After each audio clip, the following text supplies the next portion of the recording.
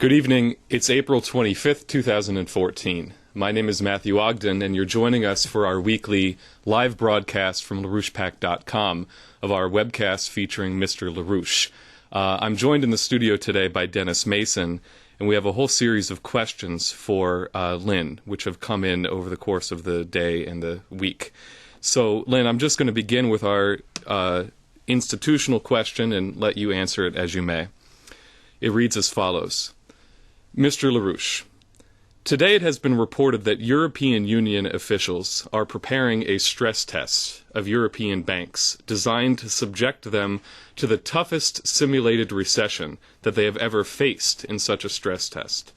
This so-called adverse scenario is premised on an assumption that the European Union's economy undershoots official EU growth forecasts by a far greater margin than in similar stress tests that were run in 2010 and 2011.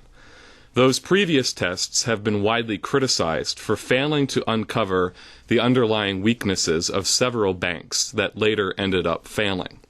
This time around, the so-called adverse scenario is predicated on estimated economic output that falls below the European Commission's official growth forecasts by 2.2 percentage points in 2014, 3.4 points in 2015, and 1.4 points in 2016. One of the requirements to pass this test is that banks must be able to maintain a capital pass mark of 5.5% of risk-weighted assets.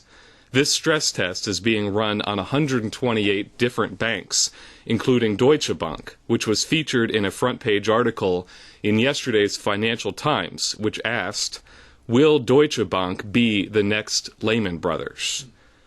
With the ECB preparing to assume full oversight over all European banks this coming November, the overarching concern among European officials is to prevent a repeat of the financial crisis which threatened to splinter the currency bloc apart in recent years. In this context, our question for you is, how do you see the state of European banks at this time? Thank you. Well, the Russian banks are probably in the relatively best position, actually, because the Russian Association has actually taken provisions to insulate themselves significantly against the susceptibilities coming in from Western Europe. There's probably in this whole there's a big cover-up in general, but there are also certain general things we know are true.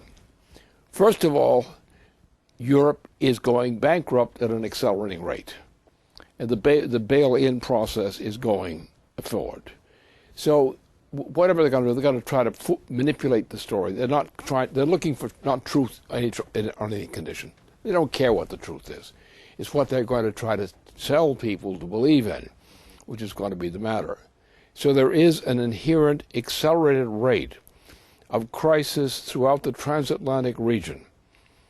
In other words, that includes the United States as well as Europe, especially in Europe. So therefore, what we do know, there is a crisis point coming up fast.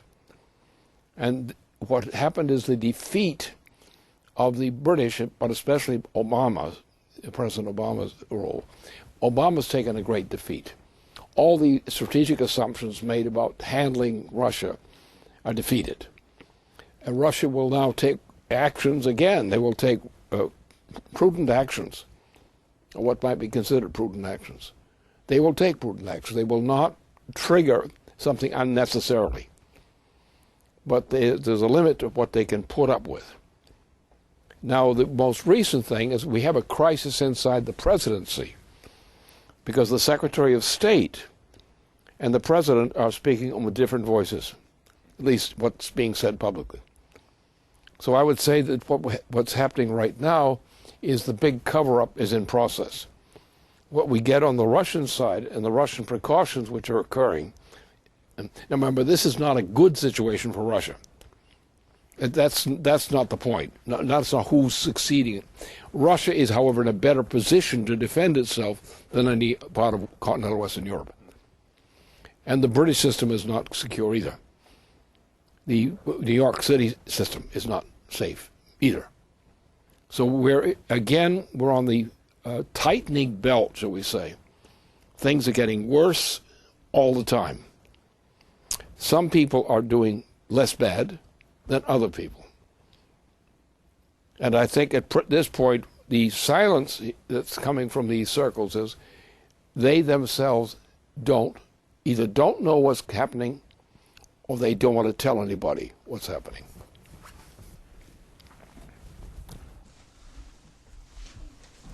Let me give a little bit of context of the situation in both Ukraine and also Obama's trip to Asia. He is currently in Asia as we speak. Earlier today, people may have heard this, the Victoria Nuland installed Prime Minister of Ukraine, Arseniy Yatsenyuk, came out and accused Russia of wanting to start World War III. I think he got a little bit backwards, because meanwhile, it's the Obama administration which is continuing to escalate the confrontation in Ukraine, as well as now heating up the situation with China, who is actually to blame for intending to start World War III.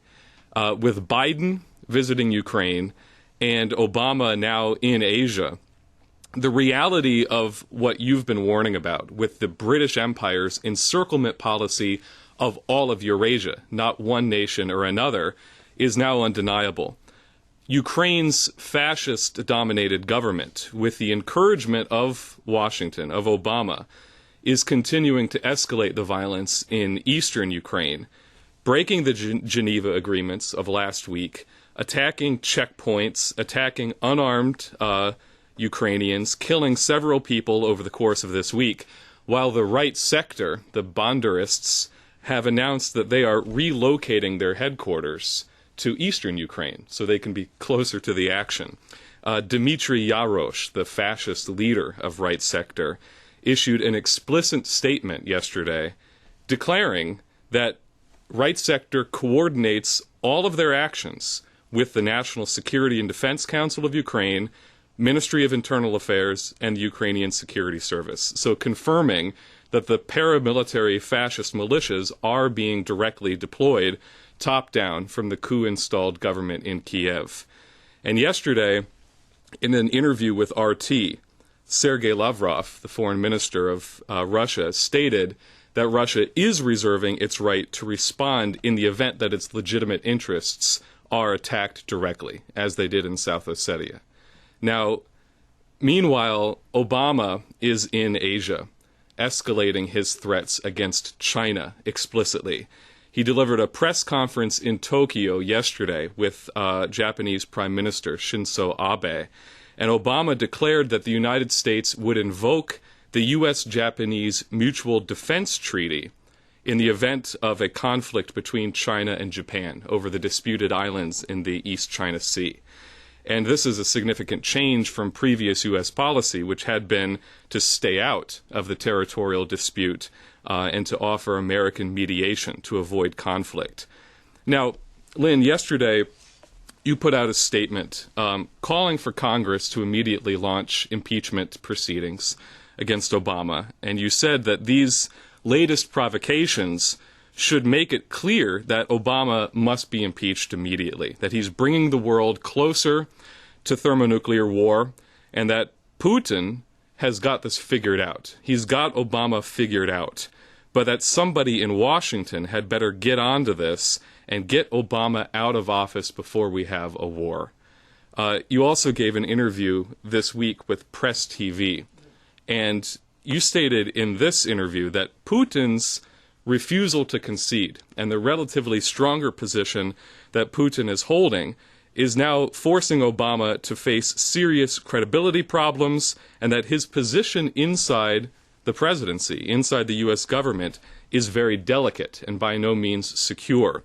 And that the crisis is that with Obama being used up, the British Empire now is forced to come into this in an even more explicit way, push the situation to the next step, explicitly to thermonuclear war, and that the British Empire would be perfectly willing to unleash this sort of warfare, since their stated policy is to reduce the population from 7 billion to less than 1. So I'd like you to say more on this. Well, the big question here, it goes with the United States. Obviously, the relevant military institutions of the United States are not going to condone the president's going to general warfare. That is not going to happen. And that is the key at which Obama gets impeached. He's already highly impeachable, and these conditions on the Florida report required also puts him in the scope of being impeached, because if he doesn't respond to this, that's another impeachable offense, and you're going to find the Democratic Party leadership is going to come in again on this issue. And so the 9/11 issue is about to break out one way or the other. So that's key here. The other part is that, first of all, Russia in Europe has a capability which, in terms of the continent of Europe, is unmatchable. So, but Russia will not take aggressive actions, but it will not tolerate what Mrs. Nuland is pushing, that fascist lady who's now put herself in terms of a function of the Ukrainian fascists. And she's a fascist and they're fascists. So this is not a very good thing. And the best thing would be that somebody go out and take these fascists and tell them to quit. Get their swastikas and get out of the area. Right? We don't want them around.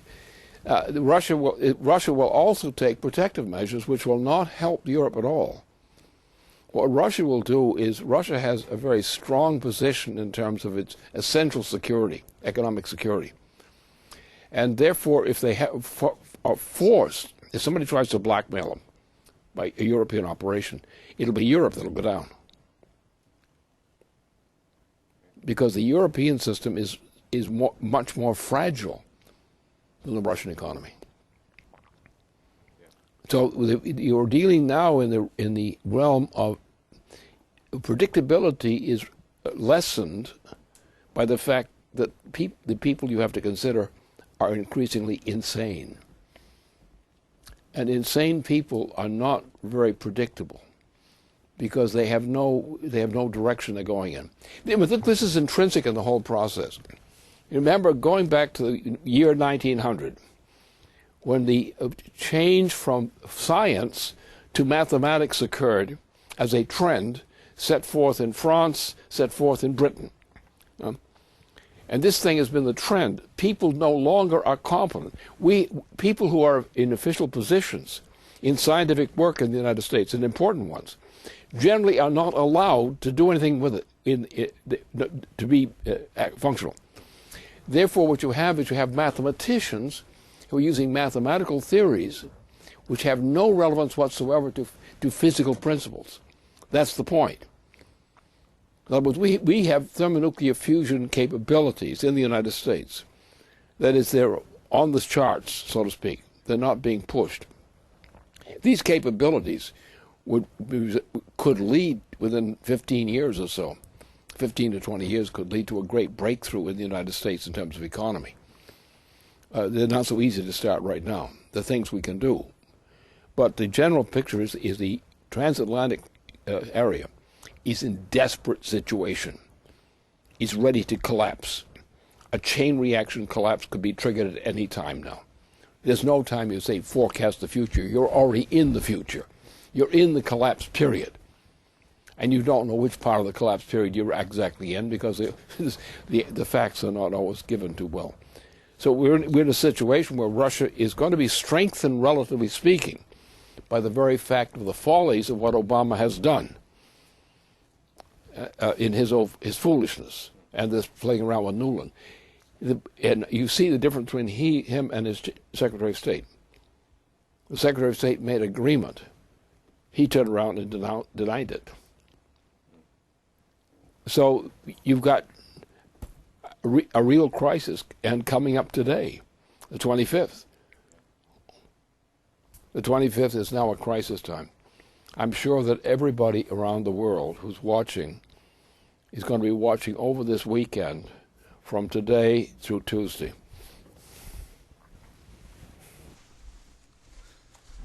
Mr. LaRouche is referring to an injunction that came for the Florida FBI office that they now have to release 36,000 pages of documents involved in the background to what really happened in Florida leading up to 9/11, which have henceforth or heretofore have not been released, have been covered up. Now, let me ask the next question, which actually comes from one of our viewers. This is a question from Tatiana Potarina, who is from Crimea, and she sent this question into the website today. So she says the following. Hello, Mr. LaRouche. My name is Tatiana, and I am from Crimea. I now live in Los Angeles. Thank you for telling the truth to the American people. As I can see, the majority of newspapers and TV channels are telling lies, not only regarding the situation in Ukraine and Russia, but also Syria as well. The Wall Street Journal is the major provider of fake news. Also, I think it is unacceptable how the United States government treats Russia. And the fact that the United States government and the EU are so much involved in ruling the Ukraine and supporting our illegal junta government and Nazis is also unacceptable. So I have a few questions for you. Number one, as you offer to impeach your president, so who do you think would be the best candidate to replace Obama? I hope you have one, because it may bring to power an even worse person. And do you think that changing the president would change the whole system and the real masters? Number two, what is your plan for bringing the United States back to prosperity? Number three, what do you think the southeast of Ukraine must do to get what they demand? Number four, I can deliver your message to my people if you have anything to say to them. And then she also asks, what can she do to be involved and be activated in the location where she is presently? So with those questions, thank you, Tatiana Potarina.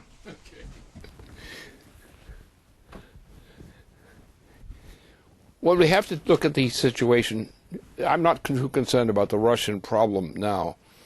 I think that what Russia is doing under Putin's direction and with his associates who are playing a leading part in this, that Russia has shown a strength of will and capability which was greatly underestimated by some wishful thinkers in the United States and Western Europe. One has to realize that what Russia is and Russia's territory and history, and you have to think of the duration of that. You also have to think that Russia is a key ally of China, and that India is involved in this business too. That Japanese games against the islands, the fishing islands, is Japanese insanity, which some people in Tokyo in a certain political faction pushes. And the United States is pushing Japan to support those actions. So you're in a period of, in one sense, clear calculations are clear. You also have a lack of the ability to calculate. What I mean is that this system cannot survive. The present world monetary financial system, especially in the transatlantic region, is not capable of surviving. That presently includes the United States itself. The United States at present is crashing. Now, this crash has been brought on willfully, chiefly by the British Empire, but also by our political parties. The political parties themselves have brought this on. What we've done is since the end of the last century, when we increasingly canceled science and replaced it by mathematics. We do not have functioning scientists in key policy-shaping positions today. We do not have corporations, major corporations, that are competent in terms of producing things. We don't have it. It's been shut down. The green has taken over, and the green has turned brown. We are now on the verge of a bail-in crash. All of Europe, Western Europe, is in a bail-in crash. It's a question of just what moment it has happened, because when it starts, it'll go. We're on the edge of a bail-in crash. Under bail-in crash conditions, almost anything is, because panic is possible. All kinds of weapons, desperation modes are possible. So those are the conditions we live in. The way I would look at it is look at it from the positive things. I would look at positive, partly key on China and Russia. These are absolutely key. Germany is playing a good role in large part as well. It's an exceptionally good role in terms of Western Europe. But our hopes depend upon the Eurasian side of the operation, not the transatlantic side. The transatlantic side, as long as it continues under this policy, has a hopeless situation. You could have mass death rates in the United States as a result of the current economic conditions very readily. So you can't forecast on the basis of policy formation. The question is, you must forecast on the basis of knowing that they're going to throw Obama out of office. Don't worry about who else might be president. Don't worry about that. Getting Obama out will change everything. If he's out as president, what you will have is, you remember, 3/4 of the U.S. citizenry is opposed to Obama. They hate his guts. They're afraid to take him on. But they hate his guts, and they hate his guts every day more and more and more. So therefore, if Obama is thrown out, don't worry. Don't worry. They may try a dictatorship, but it won't work. We've got a free choice here. We get Obama out, we can get a change in government inside the United States. Don't worry about who's going to be the next president. Let's worry about getting rid of the present one. And you will find miraculous things will occur, because there will be a transition from the Obama administration, will be a transition to chaos. And chaos will try to find a new government by cleaning out the old one. Look, we've been under for two presidencies now, approaching 8 years and more. And this time we have an American people, a young generation, going into about 18 years of age, 18, 20 years of age, and so forth, and they're not fit for anything. Very few of them are fit for anything. They've been destroyed by what's happened to them since the election of Bush Jr. Look at the condition of life. Look at what their practices of life is. Look at their entertainment. Look at their recreations in general. Look at their modes of existence. Look at their drug habits. Look at their sex habits. This is 18 years full, or 20 years at full, of useless people. People are not barely salvageable, and becoming less and less salvageable by the moment.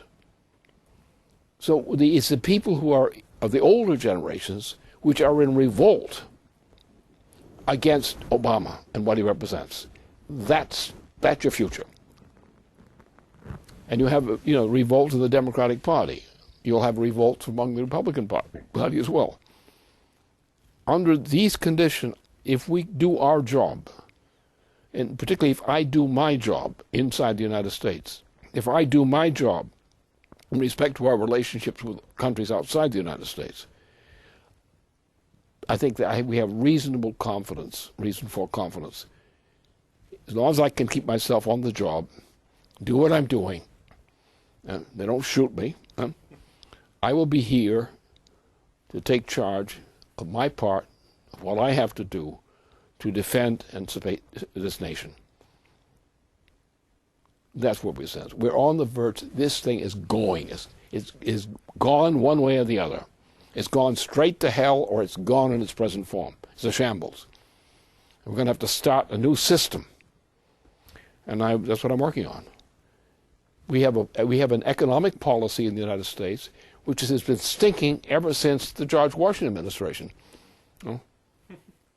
It was that bad because what happened is on the question of state rights, the states' rights policy, which was dragged in violation of the Constitution, was a thing that destroyed the United States outside from the inside. So it was the states' rights which was the source of the corruption which the British exploited against the United States ever since. And you have only a handful of presidents of the United States which actually effectively fought against that. Monroe, John Quincy Adams, Abraham Lincoln, and so forth. You had a handful of presidents who actually fought against treason.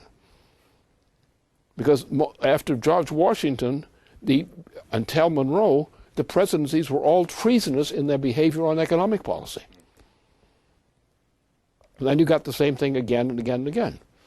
So therefore, from my standpoint, a crisis is a good thing. Not because it was a good thing to have a crisis, but the crisis may mean we have a chance to turn over the policies that are in place now. And that's the best thing. There are no simple choices of select solutions for these problems. What you have to do is you have to get a fresh start for the American system, which means dumping the garbage, dumping the rubbish. And it won't take much. You've got 3/4 of the population of the citizens of the United States hate this president. That's a very good thing. Even though they haven't got the guts to do much about it, that's a very good thing. It means that there's a overpowering potential for the American people to demand a sweeping change. If Obama goes out, they'll probably sweep the vice president out too.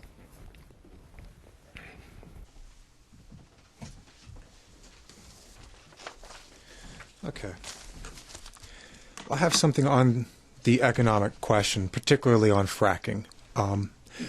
We've issued a report this week, Impeachable Offenses, Fracking Kills, which details the deadly economic consequences of the hydraulic fracking and makes clear that if we don't change the policy soon, we are finished as a nation. The infrastructure which is required to carry out fracking is the same infrastructure on which the nation's agriculture depends, namely water and rail. Now, at this point, we are fracking at the expense of the current crop. A lot of it is literally rotting in silos and grain elevators because there's no freight available to move it. And at the same time, we're harming the future crops because the inputs, the nitrogen, the phosphates, other field preparations, are in the same situation. They can't be moved.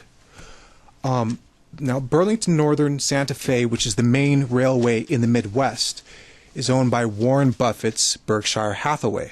And unless compelled by law, they're not all that concerned about meeting the needs of getting the current harvest off of the farm, to say nothing about ensuring the materials for the next harvest. In fact, it took action by the Surface Transportation Board, which issued a directive to Burlington Northern to arrange for special shipments of fertilizers and to provide weekly status reports for 6 weeks beginning today on how that's going.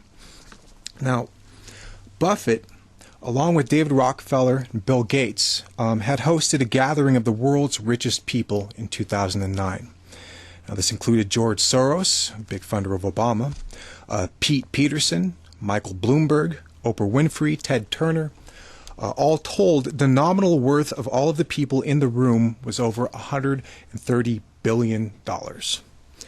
Now, the purpose of that meeting was for these super rich to rally their philanthropic resources behind a single cause. And according to news leaks from that meeting and subsequent meetings throughout the United States, That cause was and is the promotion of population reduction, as per Thomas Malthus. Ted Turner openly called for the imposition of a 100-year period of a global one-child policy, which would bring the population down to 2 billion people. Now, if this sounds familiar, it should. I invite you to go back and review, among other things, the speech given by David Attenborough at the Royal Society of Arts, and the dialogue between him and Prince Philip. This was the RSA's President Lecture in 2011. It's not too hard to find on the internet, where there Attenborough, he hails Malthus as a prophet. Later, he makes an appeal for everyone in the room to break the taboo on population reduction in whatever capacity you can, but especially if you're in the Catholic Church, because, in his words, its doctrine on contraception is a major factor in the problem. And he concluded his remarks there saying, every one of these global problems, environmental as well as social, becomes more difficult and ultimately impossible to solve with ever more people. Now, getting back to Mr. Buffett. At the hearing on his Burlington Northern, which led to the Transportation Board's directive to get the fertilizers moving, it was reported from the North Dakota Farmers Union that 85% of the 2013 corn crop is still in on-farm or warehouse storage. There's a good chance that the crop won't be moved before the next needs to be stored. And the Agriculture Secretary of South Dakota reported that at least 11,000 rail cars have been delayed for grain shipments, that many grain elevators are full, and that some of the grain elevators are having problems with spoilage, that food is rotting in storage for want of the rail cars to move it. Meanwhile, the trains for fracking are running on schedule.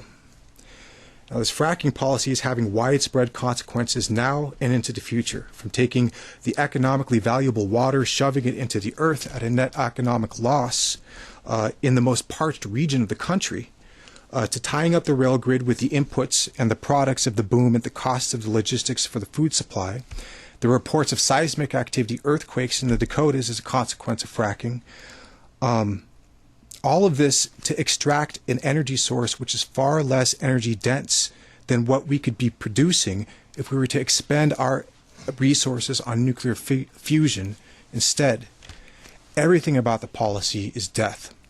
So I know that this was part of the discussion on the Wednesday report, and we're producing the main presentation of that as a standalone on the website, but I would like if you could address this question more directly here. We sort of have to change the subject because the problems can be enumerated, but that won't do you any good.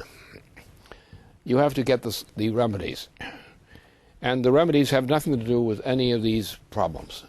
None of these remedies can be remedied. Right? You can't remedy the remedy. The point is, we have the fact that the sun has intervened. We've said this on a number of occasions here, on this occasion, this feature here, and others. The point is that the United States, the west of the Mississippi, is a basket case. And there's nothing you can do west of the Mississippi or the United States today under current U.S. policies or current U.S. prospective policies. There's not a damn thing you can do to help those parts of the United States. There are some things that could be done, and we are involved in doing those. Now, first of all, Texas is going arid. As a matter of fact, the whole western part of the United States, except for the near Canadian border areas, is going through a period of morbid decay, of desiccation. This thing will go on for generations to come. That under present policies, the loss of life of the population of the United States will be monstrous unless we change all of these policies. So fracking is an immediate problem because the lives that are threatened are immediately threatened. That's it. There is no long-term alternative by eliminating fracking. Because the problem is that that you don't have an alternative to the effect of fracking. It doesn't make any difference. You're going to die anyway if you continue under these policies. Now, the one thing we can do is what you have in that Wednesday report, which is a recast from what we just had the discussion this past Wednesday. Right? The essential solution is there. We put it on the record. We had an introduction of that thing, and I gave a major part of the whole presentation on that subject itself. Yes, we have a policy. We have a policy for the state of Texas, which depends upon Keisha Rogers being designated as the next Texas senator. If she's not elected senator, kiss Texas goodbye. And if she doesn't win, is not allowed to have a victory in Texas in this term, then California will have no chance either. And all of the western states will have no chance of survival. So in these terms, you have to change the subject. You have to go to the solution because there are no options. Stop talking about options. The idiots talk about options. What happens when there are no options except solutions? And solutions mean changing policy to go in a direction directly opposite to the way policy has been going, especially since the young Bush administration. And in fact, the United States itself has not shown a nickel's worth of progress, of actual net progress, since the end of the beginning of the 1970s, the end of the 1960s. There has been no net progress in the United States economy for the entire population since the end of the 1960s.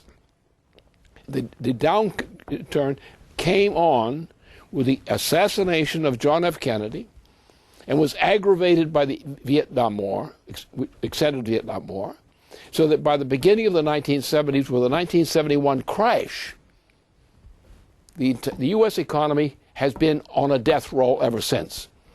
Now, during that period, there were periods where I led an effort with the support of the administration at that time, a planning group of the incoming administration. I read the thing was called the Strategic Defense Initiative. If the Strategic Defense Initiative, which had been supported publicly by Ronald Reagan, if that had been done, we would not have a major problem today. But when my recommendation was turned down in the way it was done, then the United States was screwed as a result. So that the point is, in periods like this, there are no choices. There are no options. The option is to replace the stinking policy, not take an optional alternative. You must, for example, take the nature of the human species. The human species is something that nobody understands, really, to speak of. They don't know what the human species is. They don't know what it means. The human species is absolutely unique. Its characteristic is that the human species has the characteristic of reaching higher energy flux density in its existence. No animal species can do that. No animal species ever did that. Only the human species does that. So it's a voluntary process of creativity in which the energy flux density. Now, what happened is, of course, with the assassination of John F. Kennedy, the energy flux density policy was crushed. So the United States has not been engaged in energy flux density net growth.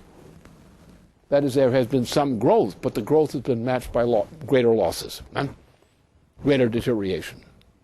So therefore, there is no chance for the United States now, unless we are going back to a higher energy flux density per capita, which means going into thermonuclear fusion as the main leading driving point for the United States and others.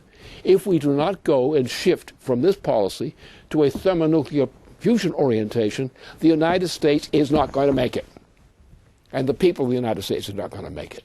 Because the water crisis we're facing for probably several generations to come, under present condition, there is no way you can save the lives of the territory of most of the states of the western part of the United States. You can't save it. You're going to wipe out California. You're going to wipe out all the prairie states. You're going to wipe out Texas. Yeah? And these are the biggest food-growing areas. You're going to wipe them out. Where are you going to get your food? Well, this goes with 100 billion people, probably, doesn't it? In other words, intentional genocide is the policy of the United States government against the people of the United States. And fracking was introduced as a part of this operation. So these people are no fracking good. Yeah? So the problem does not lie in debating issues, so-called. The problem now, the issue is to get the bums out. We don't want to give the power of options on issues to these crowds, because they will still go with the zero growth policy, the British zero growth policy, the genocide policy. You have a president of the United States who's committed to genocide. He's practiced genocide for 1.5 terms of his presidency, and the 2 terms before that. So you have 3.5 terms of the recent presidency are committing genocide against the American people. When you want to talk about options, the option is simple. Get rid of those presidents. Get rid of the administration and the policies they represent. Go back to the kind of policies that I had when I was the pilot for the Strategic Defense Initiative, a project which would have saved humanity and which was supported by the President of the United States at that time and by his key advisors as well, all of them. And many of these have been key advisors of presidents all the way since the Roosevelt presidency. What I was backed by in pushing SDI was backed by those forces, which were then rallied around the Reagan administration itself, not the Bush component of it. And the SDI would have saved all this from happening. So what they did is they shut it down. They changed the policy to a Bush League policy. They destroyed the United States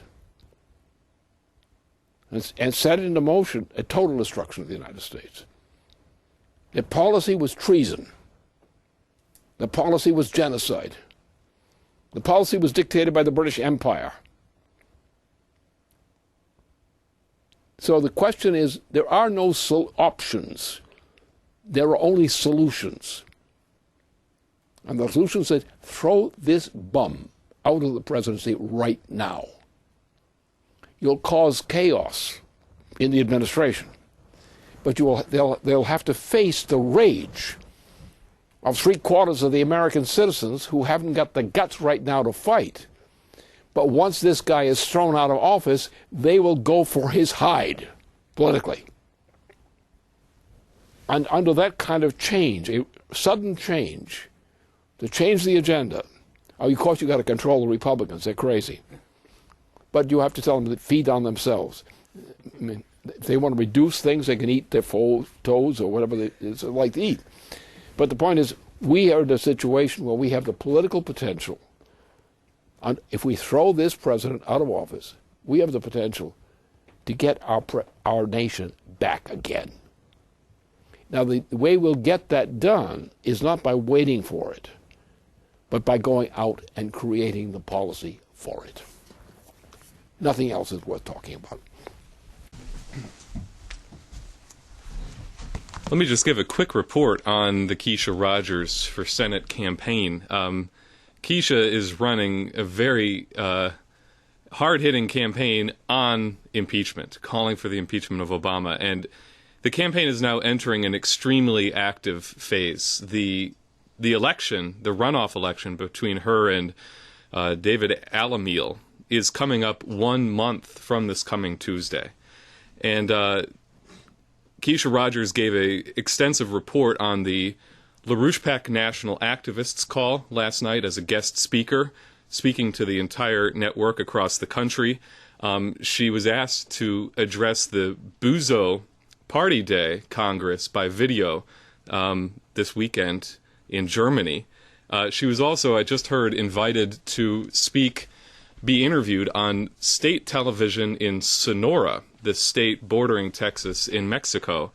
And very significantly, she's been asked to come back to El Paso and be interviewed on the prominent radio station there. And this is just evidence of the real mobilization around her campaign in the Hispanic community. Also, I was told that she now has 3 billboards across the state, one in San Antonio, one in Dallas, and I think one in Houston. Now, Lynn, you mentioned the presentation that was given this Wednesday by Megan Beats of the LaRouchePAC Scientific Basement Team. And it was in the context of what's happening with this Texas-California joint campaign, what Keisha Rogers is doing and what Michael Steger is doing. And what Megan presented was a thorough and very comprehensive investigation into the NWAPA project, the North American Water and Power Alliance project, as the solution, no options, the solution to the drought crisis now facing the United States, the western United States. But what was significant about that presentation was that she emphasized that one has to begin from the standpoint of the unique species characteristic of man, of the difference between man and any other animal as the only species with the voluntary capability to increase its own productivity, generation upon generation. And from this standpoint, one can look at the net productivity of the water cycle of the entire North American continent and literally, as Megan put it, bend the water cycle of the continent to meet man's needs. Redirecting the flows of water from areas of lesser productivity to areas of potentially greater productivity. And then, if one takes this willful increase in the productive powers of human labor and its effect on the potential of the biosphere, the potential productivity of the biosphere, then you have a truly physical scientific measurement for economic value, as opposed to the intrinsically worthless, arbitrary standard of Wall Street's money. Now, Lynn, I just got to read the first few pages of the newest report that you're working on called The American Principle, Return to the Actual Constitution. And you're emphasizing here that this was the original principle of the Hamiltonian constitutional system, but that we've lost this conception under the influence of the corruption of opening ourselves up to the European system and this, you call it, international valuation of the financial markets that are run by the British Empire. And I would like you to discuss more of what you call this American principle in your newest paper from the standpoint of natural law, as opposed to what you call the British system, which is identical to the Roman system, which has no body of law which corresponds to the Constitution of the United States. Well, first of all, politicians today are useless. That's the fact of the matter. Because what happened is what happened in France in that year, the first year of 1900, was the introduction of a policy to eliminate science and replace it by arithmetic, mathematics. This thing was then followed through by Bertrand Russell, who was the virtual incarnate Satan of an entire century, of the 20th century. And what they did is they set forth a process in education, in music, in terms of classical music, and everything else on which civilization is dependent. So the result of that was that we now have a situation, we no longer have any highly productive industries in the United States. The auto industry is gone. All these industries are gone. The food industry is gone. Food production is gone. The supporting system for the existence of the United States is gone. It is gone forever, for as long as the British Empire says so. Because the intention is to reduce the human population from 7 billion people to less than 1. That's the British Queen's policy. And everything that is being done by Wall Street, under the influence of government, under Wall Street influence, under the British Empire, all that is done is genocide. This is called the Zeusian principle. This is exactly what happened in the Roman Empire. The decline and fall of the Roman Empire was the same kind of process. We're going through a plan which is based on the Roman Empire.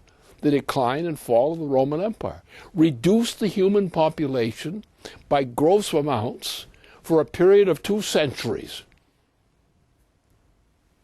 And then let the survivors start to re-inhabit the planet. That's the policy now. That is the policy of Obama.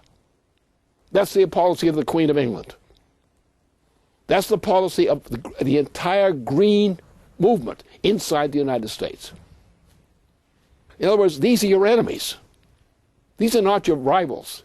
These are your enemies, the enemies of civilization. But what's the other side of the thing? The problem is the scientific knowledge of most people, including scientists, is they don't have any knowledge, such knowledge. That was killed effectively by what was done in France with that policy of replacing science with mathematics. And what you have is you have people who are mathematicians, and they are incompetent, intrinsically incompetent. No mathematician is capable of making competent discoveries. But the mathematicians are dominating our industries. They're dominating our entire cultural life. And you have this cult formation, is that. So therefore, we've come to a point where we can't do anything about this Western Lands area right now. That you have to have something else there. You can't do it with NWAPA, because NWAPA needs a power to drive it. And that power is thermonuclear power. Otherwise, you can't make this thing work. You can do some good things. You can build the structure. You can design the structure. But it's going to cost a lot of money in terms of work to build the components of what this NWAPA system is. And we're going to have to extend it beyond what the original design is. Because if we don't, we won't be able to get enough power to maintain the population of the United States in its western territories. It won't exist. It won't exist. So therefore, we have to go to thermonuclear power. And we have to take all the technologies that go as supporting to thermonuclear power as applications. We have to put them to work.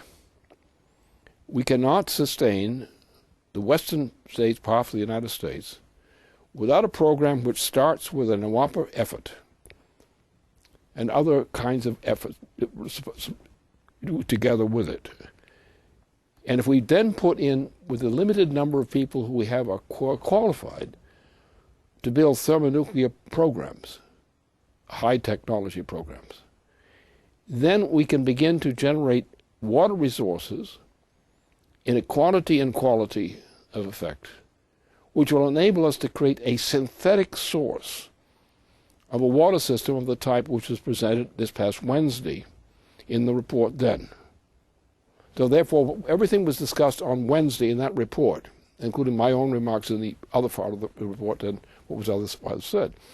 These are the methods which must be brought to bear, otherwise you have no solution. It doesn't exist. All you have is death. And that's what happened to the Roman Empire. That's what happened to many other societies that died in a similar way, the oligarchical system. We're living under an oligarchical system. There is no way that under an oligarchical system you can recover a society. In other words, a society which follows the policy of the recent presidencies for the last dozen years. For a dozen years, we have it absolutely impossible to do anything to help solve this problem, even ameliorate it. We lost that essentially when John F. Kennedy was assassinated. And that was the reason he was assassinated. John F. Kennedy was assassinated by the British Empire. And he was assassinated by Americans whose known products in the post-war period were British. By one of these guys who actually got rid of Mussolini. Mussolini was there with his car, and he had a little tow vehicle behind it. He and his missus were going up toward Switzerland to meet with people at the Swiss border to negotiate favorable terms for Mussolini. And Mussolini had brought with him a container on wheels with all this information about all the crimes he'd committed, scandals about everybody possible, to try to buy his way into good favor for survival. And what happened, he disappeared that night. But then in the morning, we found Mussolini, and his girlfriend were hanging upside down at a gasoline station near Milan. And these were the people who did that job. They did it. He was going up there to meet them. They did it. Americans, Dulles, the Dulles boys. And these were the same people that really set up the killing of John F. Kennedy. So these forces within our own midst created this kind of thing because they were agents of the British Empire. And the problem in our country is that Wall Street, which is the agency of the British Empire, typifies this thing. So don't tell me about how we're going to reform something when you have the people who are running the government now as Wall Street, while as long as they're running the government, you're not going to do anything good for anybody. So don't come up with proposals. Come up with a proposal that can be delivered. And the first thing to do is throw Obama out of office. If he's out of office, then the anger of the American people, which runs to about 3/4 of them, can then be activated because they will get their guts back. What you're seeing in Texas now with Keisha's campaign, what is happening, the campaign was starting slowly, especially among the Hispanic population. But gradually they began to see that this was real, that this was meant to be worked. This was not a propaganda thing. This was reality. And they began to respond. And they are responding. And she's elevating. Now, with the danger there, of course, since crookery and thievery and murder are the characteristics of the Republican Party, and much of the Democratic Party as well, naturally, the problem she has is not winning votes. It's getting survivors from among the election rolls. But they do they just take the whole votes and they'll burn them, destroy them. That's how they win an election in Texas. They steal a vote. They destroy it. They burn it. They just deny it existed. And therefore you need a little more to that than just good measures and good votes. But so therefore, without a political movement which is against what Obama represents and what all the Obama askesses represent, you have to eliminate that. If you can eliminate that, then you get a new option because you know that 3/4 of the U.S. population, citizens, hate Obama. Therefore, if you remove Obama, you have a new option. And you can get rid of the vice president too, because he committed himself so many crimes that he too is not credible. I mean, that's what the chance is. We have to define the program that is required. That's the first thing you have to do. Don't say what's going to be accepted. That if it's accepted, probably you wouldn't want it anyway. If you only by overturning the power of a corrupt government that you're ever going to get the program of a good government.